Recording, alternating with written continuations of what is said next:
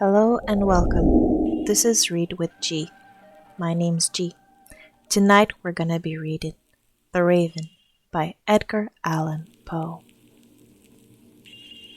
Once upon a midnight dreary, while I pondered, weak and weary, over a many a quaint and curious volume of forgotten lore, while I nodded, nearly napping, suddenly there came a tapping, as of someone gently rapping at my chamber door. "'Tis some visitor," I muttered, tapping at my chamber door. Only this and nothing more. Ah, distinctly I remember, it was in bleak December, and each its separate dying ember wrought its ghost upon the floor. Eagerly I wished the morrow, vainly I had sought to borrow from my book's surcease of sorrow, sorrow for the last Leonore, for the rare and radiant maiden whom the angels name Lenore, nameless here forevermore. And the silken, sad, uncertain rustling of each purple curtain filled me with fantastic terrors never felt before.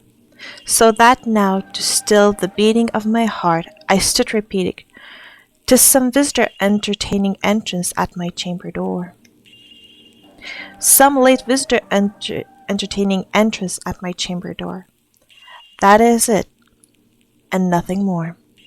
Presently, my soul grew stronger, hesitating then no longer. "Sir," said I, "or madam, truly your forgiveness I implore, but the fact I was napping, and so gently you came rapping, and so faintly you came tapping at my chamber door, that I scarce was sure I heard you. Here I opened wide the door.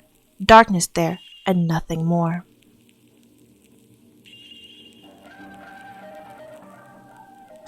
Deep into the darkness peering, long I stood there wondering, fearing, doubting, dreaming dreams no mortal ever dared to dream before.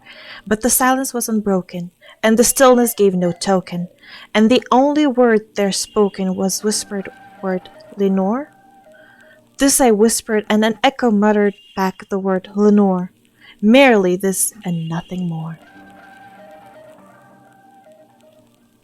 Back into the chamber turning, all my soul within me burning. Soon again I heard tapping, somewhat louder than before. "Surely," I said, "surely that is something at my window lattice. Let me see then what thread is, and this mystery explore. Let my heart be still a moment, and this mystery explore. 'Tis the wind and nothing more." Open here I flung the shutter when, with many a flutter, in there stepped a stately raven of the saintly days of yore.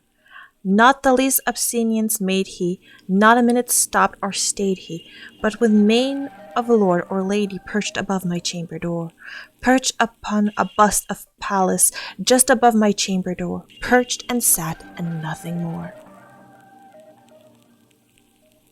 This ebony bird, beguiling my sad fancy into smiling, by the grave and stern decorum of the countenances wore, "Though my crest be shorn and shaven, thou," I said, "art sure no craven, ghastly grim and ancient raven, wandering the nightly shore, from what thy lordly name is on the night's Plutonian shore."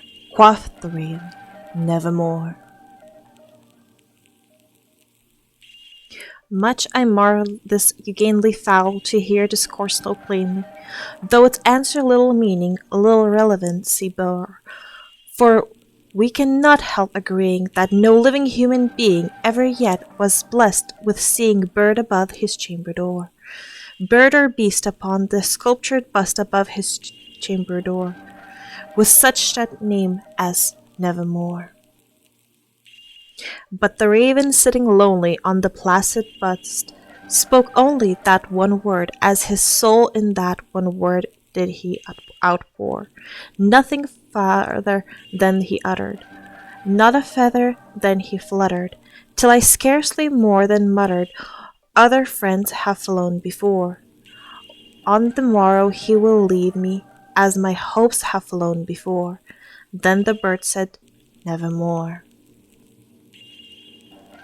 Startled at the stillness broken by reply, so aptly spoken, doubtless I said I, what is others it is only stock and store, caught from some unhappy master whom unmercifully disaster followed fast and followed faster, till his songs one burden bore, till the dirges of his hopes that melancholy burden bore, of thee never, nevermore.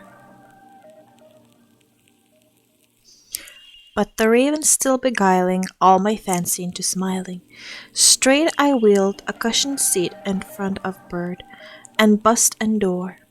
Then upon the velvet sinking, I betook myself to linking fancy unto fancy, thinking what this ominous bird of yore, what this grim, ungainly, ghastly, gaunt, and ominous bird of yore meant in croaking, nevermore. This I sat engaged in guessing, but no syllable expressing, to the fowl whose fiery now eyes burned into my bosom's core. This and more I sat divining, with my head at ease reclining, on the cushion's velvet lining, at the lamplight gloated o'er. But whose velvet violet lining, with the lamplight gloating o'er, she shall press, ah, nevermore. Then methought the air grew denser, perfumed from an unseen censer, swung by seraphim whose footfalls tinkled on the tufted floor. Wretch, I cried, thy God hath lent thee, by these angels he hath sent thee, respite, respite, nepenthe from thy memories of Lenore. Quaff, O quaff, this kind nepenthe, and forget this lost Lenore. Quoth the raven, nevermore.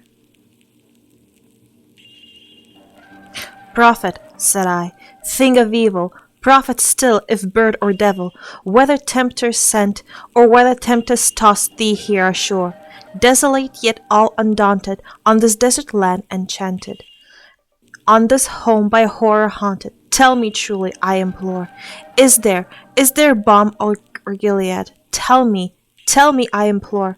Quoth the raven, nevermore. Prophet, said I, thing of evil, prophet still, if bird or devil, by that heaven that bends above us, by that God we both adore, tell this soul with sorrow laden, if with distant Aden it shall clasp a sainted maiden, whom angels name Lenore, clasp a rare radiant maiden, whom the angels name Lenore. Quoth the raven, nevermore. Be that word or sign of parting bird or friend, I shrieked upstarting, get thee back into the tempest and night's Plutonian shore, leave no black plume as token of that lie thy soul hath spoken, leave my lowliness unbroken, quit the bust above my door, take thy beak from out of my heart, and take thy from off my door. Quoth the raven, nevermore. And the raven never flitting, still is sitting,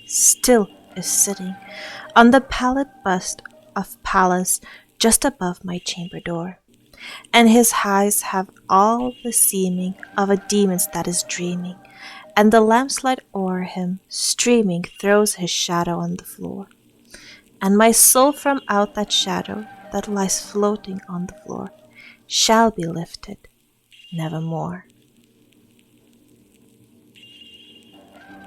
I hope you enjoyed this reading of Edgar Allan Poe's The Raven. If you did, please feel free to like, share, and subscribe. Also, feel free to leave a comment down below about any future requests for stories. I will be reading them once a week. Also, if you care to join me, there will be links to my other channels down below. Thank you. Have a great day.